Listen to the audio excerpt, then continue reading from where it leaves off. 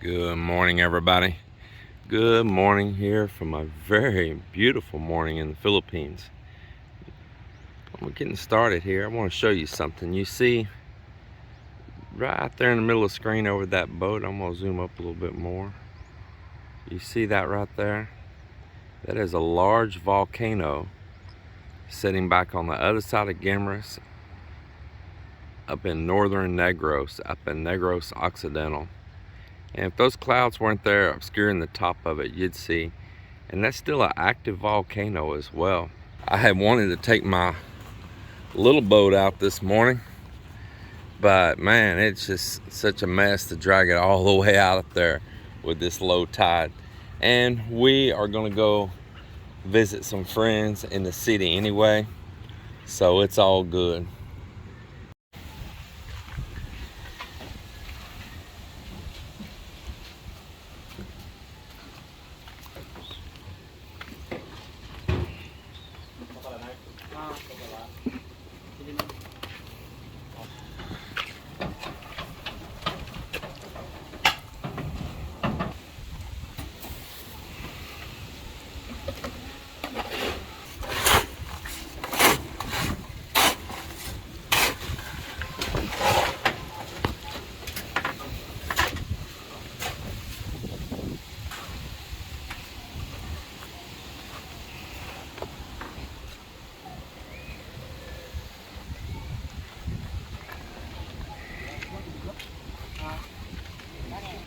So what they're about to pull right there is a little roof-like area right there over the top of my water tank, and we're gonna walk on up here. It's gonna have one light shining it down there, so your stairs come up, and that'll be a little roof-like area that'll just be cement instead of a lot of crazy sheet metal work. And it's gonna have some little short columns like that one and that one right there and right over there. Sorry for the wind. It is a extremely windy day. I haven't shown them building all that because I have not been out until just now to come up here and see this. I've been down for about 2 days now, and I'm still not feeling real well, but I'll be all right.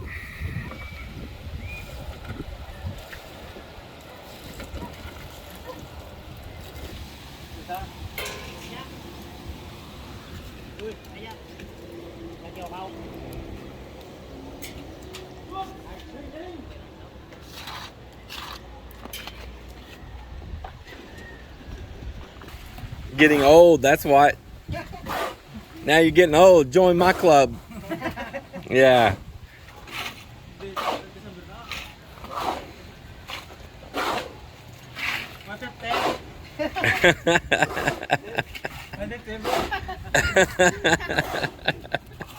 No rice tonight, so we don't want to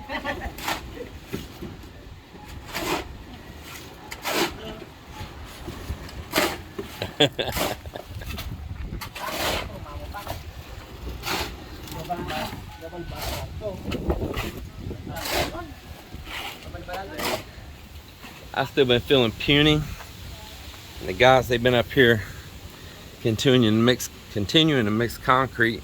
Let's go up here and see what they've got going on.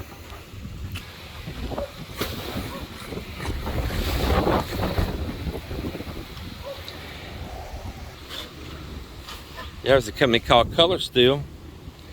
They came out here and two guys, and they measured everything up. We talked about which material, the thickness, the gutter, everything. They were gonna give me a quote on all of it. Never heard a thing from them. And the deal is, I could call and chase them, but I don't like that. If you can't follow up, well then I always move on to somebody else. It's been some strange weather going on. We've had a lot, just cloudy, windy. We're over here now going towards the end of February, and still really nice temperatures. Usually it's way hotter than this by now. Pretty strange. Just a little different than normal. A lot of wind.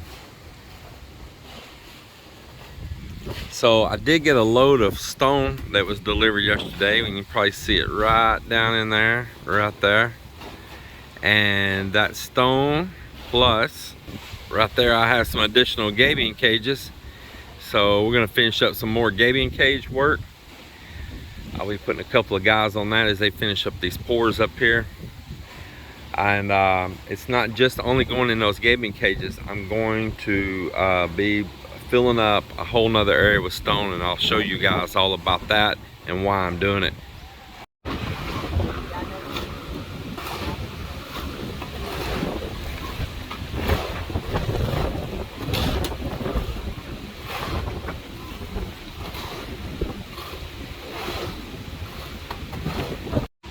Well, there it is, they finished it up. Well, everybody, it is a high tide. A sea foam floating on the water. If you want to see where we're at, we're here at this boat ramp out back here. And we got a really high tide right now. So the water is all the way in up here. That's the gabion cages. And we just went out to move my little pump boat right there, my banca. You can see it. We'll shine up right there closer. Move it up on top of that sandbar, and we got it anchored in, tied off. That lady told Melinda this morning that they caught liwit. Now liwit has got a lot of different names, called cutlass fish, belt fish, and even in some places it's actually even called a swordfish because it's long like a sword. Maybe we'll put it right here, set it down, just set it down. Just need to be careful because the teeth of these. Yeah, and these got real sharp teeth, yeah.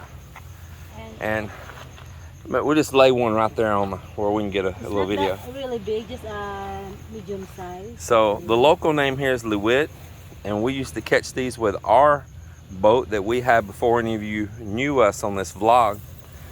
We also have fishing boats here and big nets, and this is one of our favorite catch. Man, we would come in with lots of these fish right here. We'd have a big catch of them sometimes.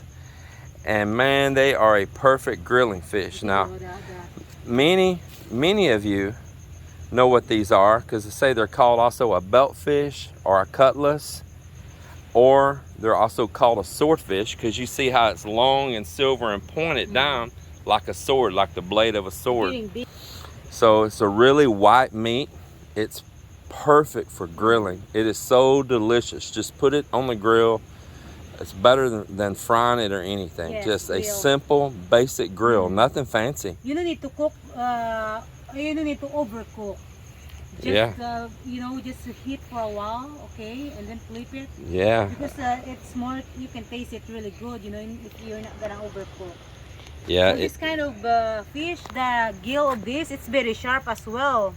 So if you want to remove the gill of this, you must use scissor or knife. Don't use your hands because it's gonna split your hands. Hold it still, baby.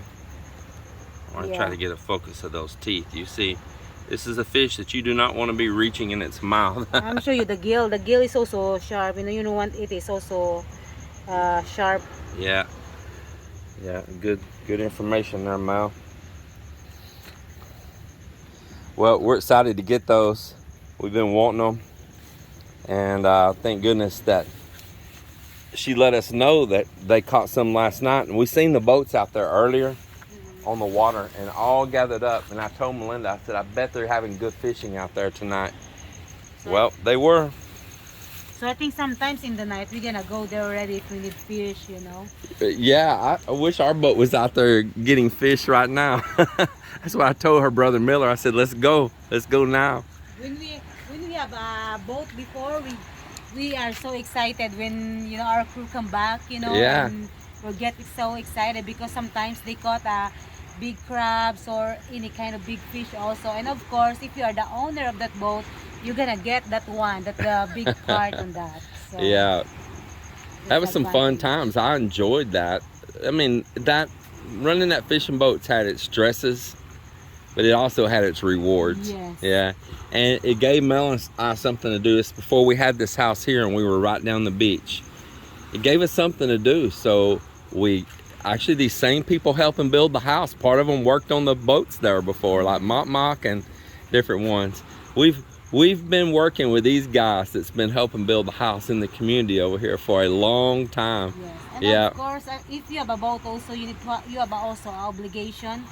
And sometimes you also wake up till late night because sometimes the boat come home like around 12, and of course when they are here you need to prepare ice for the at least for the morning. The fish is still fresh and that. So our Filipino viewers, and we got many that watched our boat video of modifying this boat, you're gonna know this story well. So we constantly kept ice tubes froze, and not only in our place but over in Melinda's mom's freezer also. We had lots of ice chests. We still got a couple of those ice chests here, those styrofoam ice chests. And our scales, we had a table and a light out by the beach, kind of like this. And if we had a table right here, and we would wait for those boats to come in, and we knew the flashers, the blinkers, to our boats. So different ones will have a different color scheme. Like you see that one over there flashing, and there's probably some others flashing somewhere down here. And they might have their blinkers off right now if they don't have them on the water. I see one out on the water in the distance out there. And so we knew the blinking color scheme to our blinkers. So we would watch for those boats to come in. We had, actually even this boat here was part of our old crew, wasn't it? Yes. And Yeah. I think we had two color of blinking. I think green and red before. This was our small boat, and then we had a big pump boat. And Mel and I would be waiting, the family, the sisters, the sister-in-laws, they would be waiting. Everybody waiting for the boat to come in. And because it's not about that, because you're going to list, you have a list of how many kilo they caught for tonight, and maybe there are other people gonna buy it, so you must to keep the list on that. Yeah, we kept bookwork on it, and who owed and how much we caught, and the guys that was working, and and everything, so they can get their pay. That. Yeah, I was just telling the guys today, I really missed that. And Mel and I would just stay up waiting for that boat to come in. Sometimes she would get so tired and she'd crash out, and then I'd be waking her up, Mel, the boat's coming in, the boat's coming in. There'd be a next night, maybe I crashed out, and Melinda would be waking me up, James, the boat come in. Yeah. And the good thing with that is sometimes, while you're waiting, you already prepare your coal, the fire. Yeah. And of course, when they have caught a fish, you at the same time you're gonna grill the fish. It would be 10, 11, 12 o'clock at night, even all the way to 1 a.m. in the morning, and we're grilling fish, eating. Yes, yeah. well, sometimes While it's fresh. Yeah. It's just having a good time. That was actually really good. So I give you a little history that these brothers and Mop and them, we've got a long history here together. Well before this YouTube channel or this house build. They went from being our fishermen to our house builders. Yes. They're upgraded. Yeah. and they still have their little boats down there that they take out fishing as well. Yeah. So it's a good life. I enjoy living in a fish camp, and that's really what this community is. It's a fish camp. It really is. It's a fish camp. That's the people, the source of life here. Yeah. And that fish help feed people further into the community. Yes, yeah. It is a fish camp life. A lot of good people down through there. I really enjoy just getting these fresh fish. Yeah, so right now I'm going to clean this one, and tomorrow let it go. I like your nighttime attire here. Yeah. Yes, I think so. When I go there, I think nobody said, "Are you ready to sleep?" Hey, babe.